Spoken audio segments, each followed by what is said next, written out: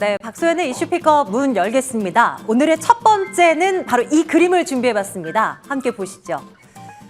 지금은 평정심이 필요할 때다. 가부좌를 틀고 있는 미국 전 트럼프 대통령의 동상입니다. 이게 이제 자그마한 사이즈로 해서 중국의 온라인몰에 판매가 되고 있다고 하더라고요. 이 동상이 의미가 있다라는 건 아니고 명상이 조금 필요한 요즘 주식 투자자 투자 환경 아닌가 싶어요. 매번 들었다 놨다 하는 시장이 연출되지 않습니까? 불과 지난 선거일 하루 전만 하더라도 환율 급락에 외국인 수급 쫙 들어오면서 지수가 추가 상승에 나서는데 그야말로 서머랠리가 진짜 온다 이런 얘기가 참 많았었거든요. 그런데 선거일 지나고 또 이렇게 시장을 바라보니 또 이 분위기가 또 그 어느 때보다도 또 싸늘합니다. 이런 분위기 속에 우리는 중간을 딱 지켜야 되는 그런 요즘이 참 아닐까 싶어요. 자, 하나하나 오늘 시장 이야기를 좀 풀어보도록 하겠습니다.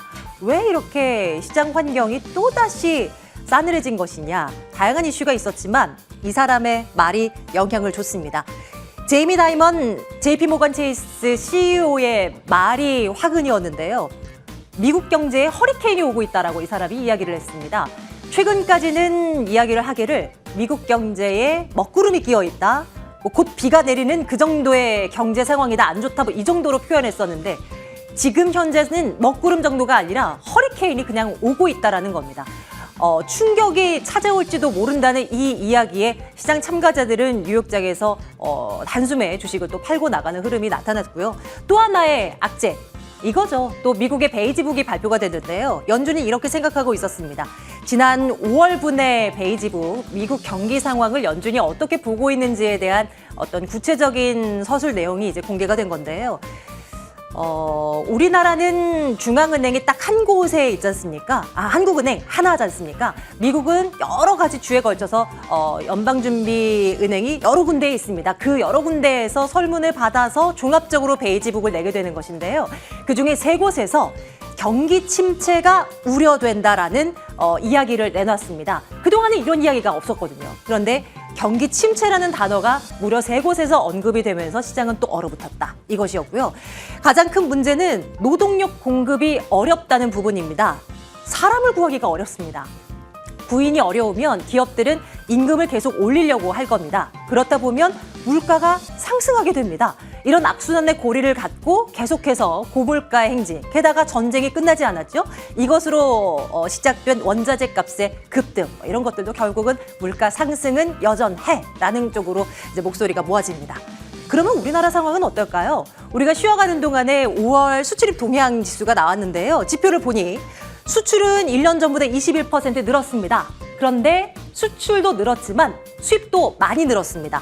632억 달러 정도, 32% 1년 전보다 늘어나는 수치였고요. 이거를 빼서 무역 수지를 보니 결국은 우리 남는 거 없었다. 수출해서 돈 번 거 수입해서 다 까먹어버렸다. 이겁니다. 마이너스 17억 달러 정도로 2달 연속의 적자 행진을 이어가고 있습니다. 이 또한 그거죠. 수입 대상 품목 가운데 에너지 품목의 값이 너무나 많이 올라버려서 이런 현상이 나타났다라는 지적이 있었습니다. 자, 계속 보겠습니다. 이번에는 코스피 차트를 한번 열어보겠습니다. 우리 한동안 그래도 좀 희망을 가졌었잖아요. 6월은 다를 것이다. 6월, 7월, 8월까지는 긴 추세로는 역시 하방이지만 그래도 단기 랠리는 충분히 나올 수 있고 이거 지금 공략해서 단기 랠리 그만큼 수익 볼 수도 있고 그동안 많이 손실을 보고 계신 분들은 손실폭을 줄여서 나올 기회로 삼아야 된다라고 그동안 누누이 다수의 전문가들을 통해서 들어왔습니다. 이 2700 고지가 여기인데요. 열심히 달려가다가 오늘 또 꺾이는 모습, 또 힘이 없는 모습이 확인되고 있습니다. 우리가 그동안 희망을 가졌던 것은 원달러 환율이 주춤하고 외국인 수급이 오랜만에 코스피 시장에서 하루, 이틀, 사흘, 나흘 연속해서 들어왔기 때문입니다. 특히 선거일 전날 장 막판에 무려 1조 원이 넘게 코스피 시장으로 들어오는 외국인들을 보면서 대박, 달라졌어. 이런 이야기들을 했는데요. 오늘 또 흐름이 또 달라지는 모습이 확인이 되네요. 시장에서는 또 이런 이야기가 나옵니다. 증권가에서는요. 단기 반등이 나올 수 있는데 이 단기 반등을 맛보기로 볼 것이지 식사로 생각하면 안 된다라는 이 교보증권 김영렬 센터장의 말이 있더라고요. 정확한 표현이지 않을까, 딱 와닿는 표현이지 않을까 싶어요. 단기 랠리에 그칠 것이다라는 내용을 내포하는 말이 아닐까 싶고요. 또 이 다올투자증권에서는 심리 지표나 밸류에이션 지표만으로는 뭐 상승하기가 지금 한계가 있다. 주변 악재들이 너무나 많다. 뭐 이런 지적을 해놓고 있고요. 변동성이 지금 커져 있는 그런 상황이기 때문에 순환적인 반등을 종목별로, 섹터별로 진행이 될 것이다. 이것을 염두에 둔다라는 전략도 있었습니다. 자, 이제 시장을 우리는 어떻게 바라보고 전략을 세워봐야 될까요? 참 어렵습니다만 우리는 매주 목요일마다 알고리즘 매매를 통해서 그 해답을 찾으려고 합니다. 오늘은 이 알고리즘 매매를 잘 활용하고 있는 한 개인 투자자를 만나려고 하는데요. 잠시 뒤에 돌아오겠습니다.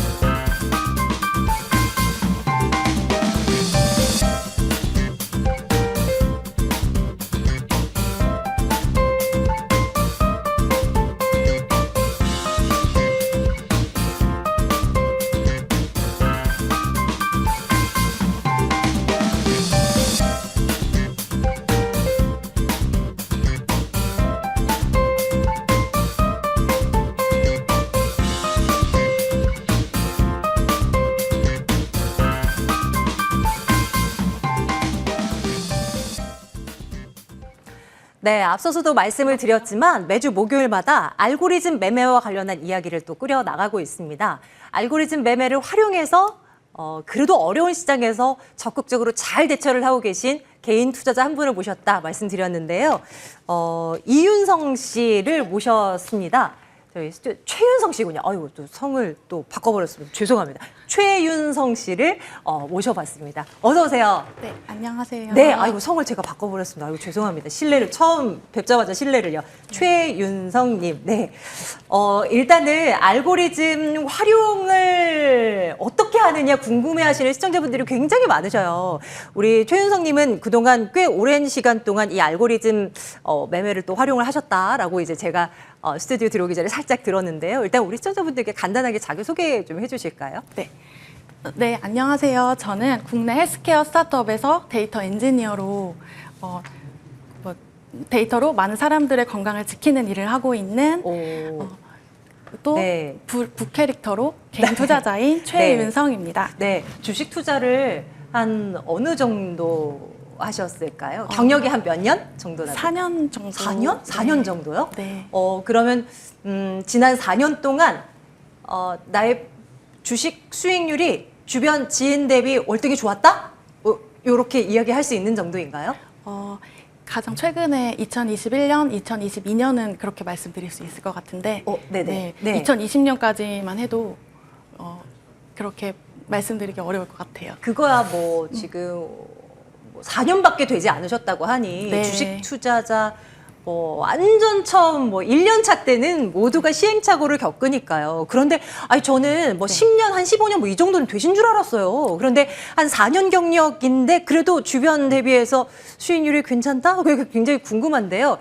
이게 시장이 요즘에 안 좋았음에도 불구하고 그런 가운데서도 최근 투자한 종목들의 수익률이 괜찮았다. 이 말씀 아까 저와 잠깐 했었잖아요. 네. 한 어느 정도 났었던 건지 우리 시청자분들께 한번 알려드릴까요? 네. 한 40% 정도. 종목 한 종목에? 네네네. 지금 시장이 이렇게 무너졌던 최근 말하는 거죠? 네. 그런 가운데서도 한 40%의 종목 수익률을 기록을 했다. 그 이유가 그래도 알고리즘 매매를 적극적으로 이용한 덕이 아닐까 이런 생각을 하시지 않았을까 싶은데요. 네. 이게 그게 정말 궁금해요. 저도 알고리즘 매매가 다양하게 있는 것은 알고 있지만 이게 과연 일반 개인 투자자들이 이걸 활용하기가 쉬울까? 너무 어렵지는 않을까? 혹시 지금 데이터 엔지니어라고 말씀하셨잖아요. 아까 네. 현업을 하시고 있는 일이 직종이. 네. 그런 쪽이어서 이게 알고리즘 매매가 쉬우셨던 건 아닌지 이런 게 좀 궁금해지네요. 아, 네. 또 친구들과 함께 잘 사용하고 있는데 저는 활용보다 이거 발전시키고 싶은 욕심이 있어서 그런가 친구들도 오, 네. 더 잘 활용하고 있는 것 같아요. 오, 그래요? 네. 네. 주변 친구들은 뭐라고 하시던가요? 친구들도 네. 되게 유용하다 뭐 이런 얘기를 하고 네, 네. 네. 이제 하나하나 저희 알고리즘 매매에 대한 이야기를 어떻게 활용하고 계시기에 그 좋은 성과를 이런 어려운 장에서도 낼 수가 있었고 한가에 대한 이야기를 좀 슬슬 이야기를 해봐야 되는데요.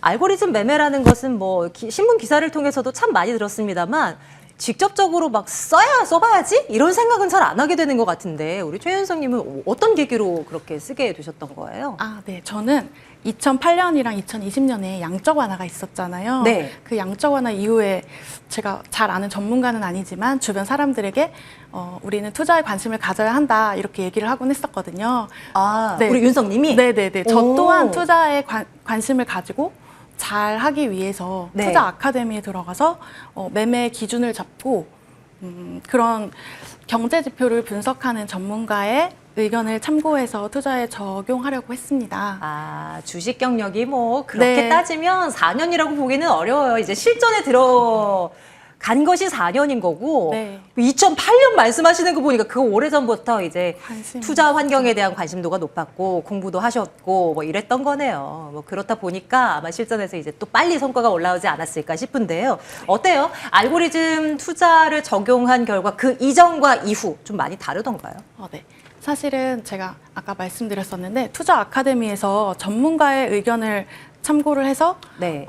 달러 인덱스, 채권 금리 그 외에도 여러 가지 소비자 물가 지수 등등 여러 가지 경제 지표를 분석을 해서 그 조언을 해주는 전문가의 말을 듣고 투자를 했지만 2020년에 큰 변동성 장에서 엇방향 매매, 엇박자 매매라고 엇방향 매매를 하면서 큰 손실을 낸 적이 있습니다. 네. 저는 좀 시간과 노력을 들인 만큼 투자에 유리할 거라고 생각을 했지만 되게 좌절이 심했었어요. 네, 네. 그래서 어떻게 하면은 전문가의 분석도 좋지만 어떻게 하면은 내가 내 기준을 스스로 잡아서 투자에 응용할 수 있을 것인가에 대해서 고민을 많이 했고 네. 그런 과정에서 데이터 분석을 해서 투자에 적용하는 그런 알고리즘을 찾게 되었던 것 같습니다. 정말 중요한 포인트인 것 같아요. 전문가 많죠. 좋은 얘기 많은 분들이 하십니다. 그런데 그 이야기를 소화를 잘 하지 못하면 내 계좌는 늘 깡통이고 늘 마이너스일 수밖에 없는 거예요. 종목을 예로 든다고 해도 좋은 종목 많죠. 이걸 사요. 근데 팔 타이밍을 못 잡으면 그건 그냥 꽝인 거잖아요. 네. 그렇다 보니까 우리 투자자분들은 늘 그래서 경제방송을 보면서도 어려워요. 왜 손실인가요? 이런 이야기를 이제 끝없이 하시는 것 같아요. 좋아요. 그래서 이제 우리는 윤성님처럼 이제 알고리즘 매매를 통해서 우리도 할 수 있다. 우리도 이제 플러스를 내봐야 되겠다. 이런 이제 생각을 갖게 되는데 이제 준비하신 자료가 꽤 많은 걸로 알고 있어요. 하나하나 보면서 윤성님의 스토리를 좀 풀어주세요. 네, 하나씩 볼게요. 알겠습니다.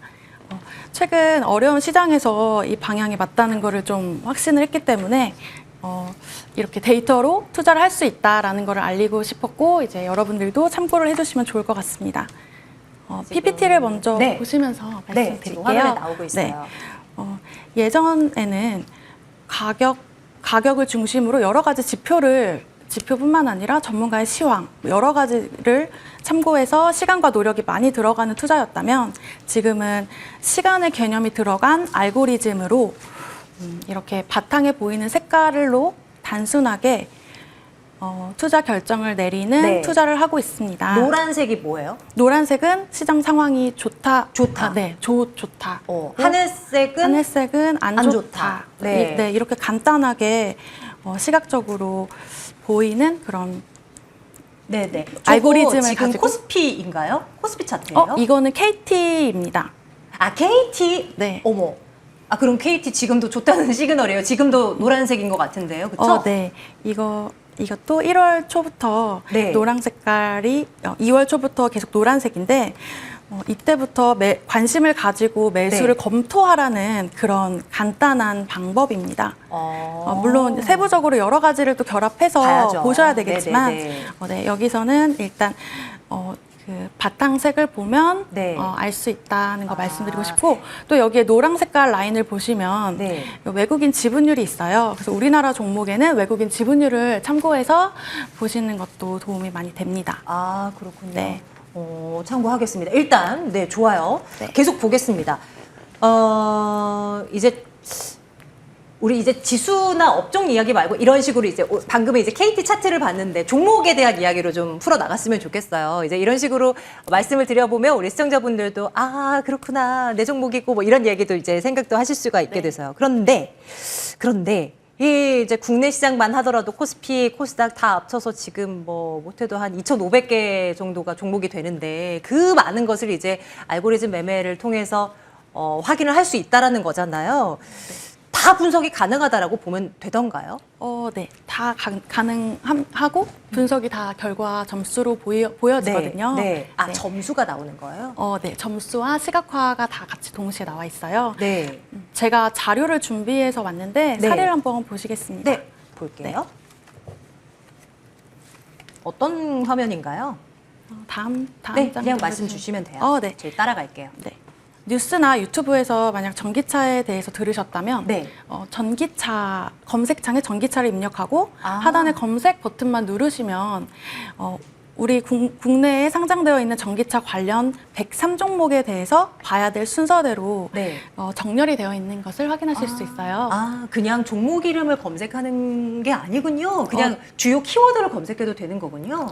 네. 키워드로도 검색이 가능하고 종목명으로도 검색이 가능합니다. 네. 지금은 이제 전기차에 대한 키워드를 듣고 투자에 접목하고 싶을 때 사용하는 방법을 알려드린 거고요. 네. 이거는 따로 투자를 공부하면서 섹터를 따로 정리하려고 해도 되게 시간이 많이 필요한데, 그렇죠. 네, 이거는 되게 그 정리가 잘 되어 있어서 네. 유용한 것 같아서 말씀드립니다. 그럼 지금 오른쪽에 보여주는 표가 굉장히 이제 글자가 작아서 우리 네. 시청자분들은 이거를 지금 화면이 큰 화면이 아닌 이상은 잘 이제 보이지는 않으실 것 같기는 한데요. 네. 일단 크게 봤을 때 노란색이면 다 괜찮은 점수다라고 생각하면 되는 건가요?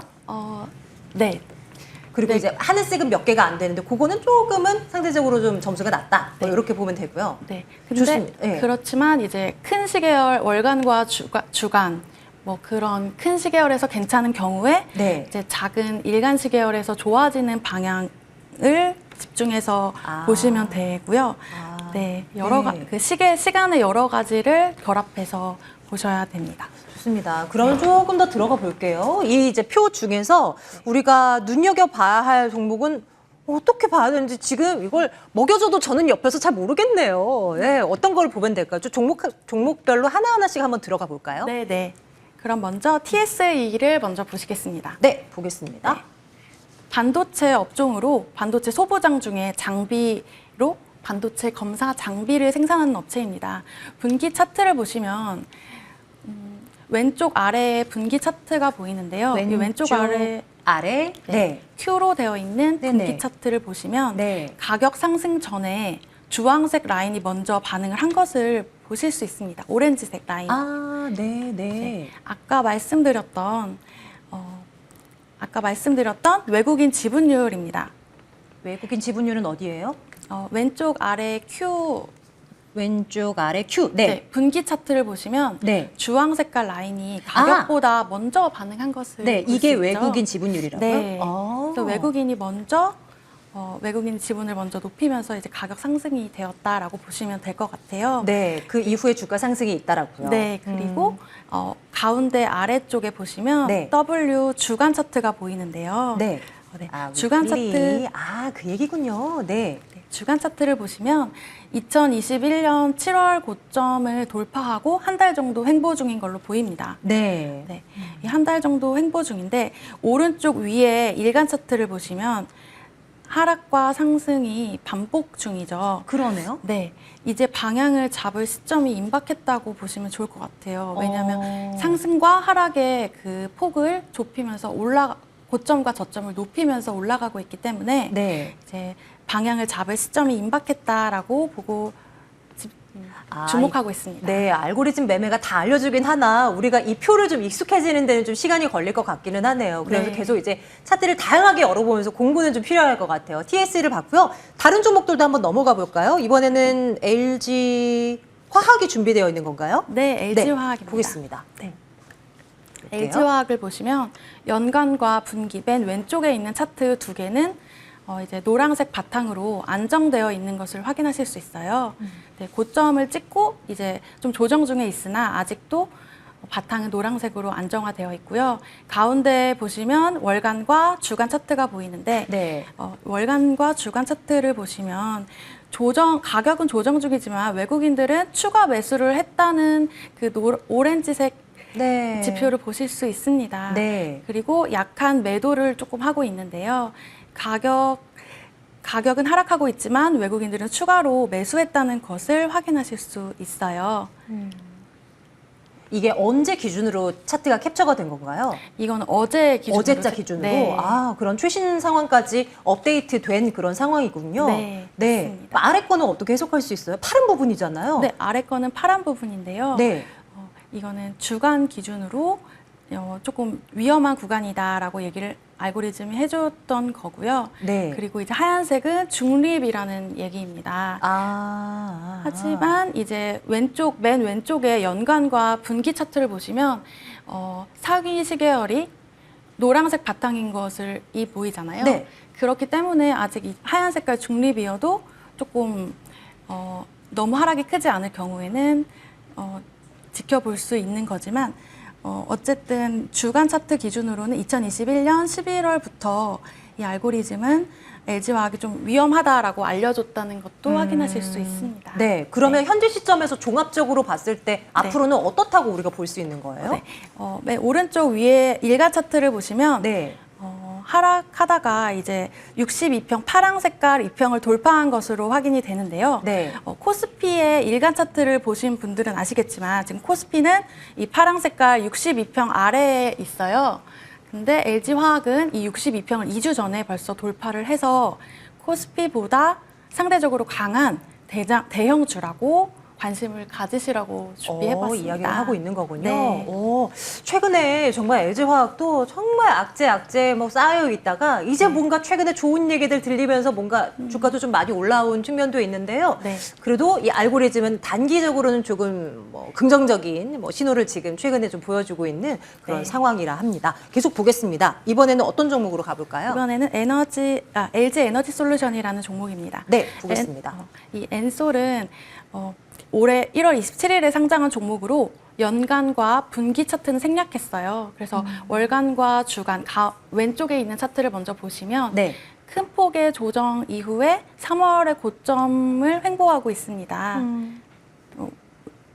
주간 차트 네, 왼쪽 보고 아래에 있어요. 주간 차트를 보시면 고점에서 횡보를 하고 있는데요. 이 오렌지 색깔의 외국인 지분율을 오른쪽 위에 있는 일간 차트로 보시면 이미 외국인 지분율은 고점을 돌파하고 있는 것으로 확인이 됩니다. 그래서 네. 저는 기대를 하고 지켜보고 있는 종목입니다. 이것 또한 네. LG 에너지 솔루션 또한 지금 기대를 걸고 한번 네. 지켜볼 만한 구간. 네. 좋습니다. 계속 한번 볼게요. 이번에는 어느 쪽으로 가볼까요? 이번에는 로봇 관련주입니다. 관심들 많으시죠? 네. 보겠습니다. 네, 먼저 국내에 총 28종목이 있는 것으로 보이는데요. 먼저 HD 현대가 상승을 했지만 유일 로보틱스는 산업용 로봇을 만드는 회사로 일간 차트 오른쪽 위에 있는 차트를 보시면 네. 하락의 속도보다 상승의 속도가 많이 가파른 것으로 확인하실 수 있어요. 이 검정 색깔 이평을 보시면 하락의 기울기보다 네, 상승의 네. 기울기가 더 가파르게 네. 올라가는 것을 보실 수 있는데요. 이 알고리즘에서 이런 기울기가 급하게 바뀌었다는 것은 새로운 에너지가 유입되었다고 보고 있습니다. 네. 여기서는 뭐 외국인 지분율은 그렇게 크게 큰 뭐 점수를 부여하지는 않는 건가요? 네. 외국인 주황색 선은 지분율이 내려가고 크게 있잖아요. 올라가지는 않았지만 네. 이제 너무 그 상승의 속도가 가파르게 올라갔기 때문에 네.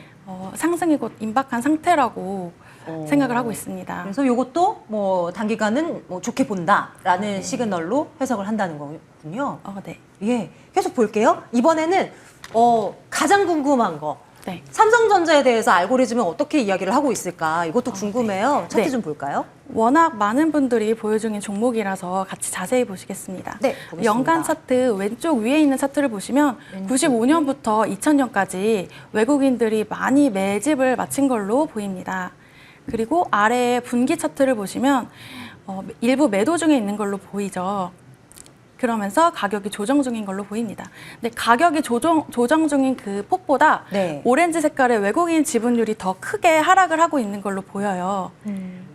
그래서 외국인의 매도 속도가 더 빠른 것을 보실 수 있습니다. 가운데 위에 네네. 있는 월간 차트도 같은 모습이고요.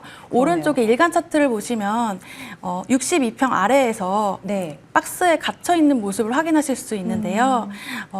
일부 추가 하락의 가능성도 이 알고리즘은 보고 있는 것 같습니다. 그래서 배경도 파란색이고 네. 아직은 이제 상대적으로 약세라는 것을 코스피보다 약세라는 것을 아. 네, 확인하실 수 있습니다. 아, 네. 뭐 이거 차트를 통해서도 외국인들 뭐 많이 빠져나간다는 얘기는 삼성전자에서 뭐 많이 들었는데 네. 사실 이거를 또 눈으로 보니까 또 참 그러네요. 너무 미워요.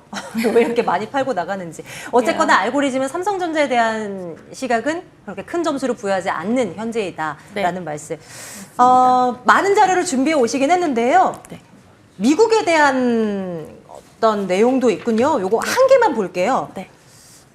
우리 서학개미 분들이 제일 많이 관심 두고 계시다는 테슬라. 네. 한번 보겠습니다. 테슬라에 대한 분석은 어떻게 내놓고 있던가요? 볼까요? 네.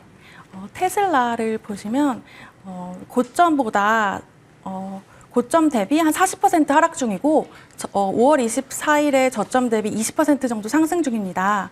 하지만 지난 일간 기준 맨 오른쪽 위에 차트를 보시면 일간 기준으로 일간 저항에 부딪혀서 추세적인 상승은 아닌 걸로 보이네요. 그래서 이것도 바닥은 일시적으로 확인은 되었지만 네. 추세적인 반등은 아직은 어려울 것으로 보입니다. 아, 네. 그렇군요.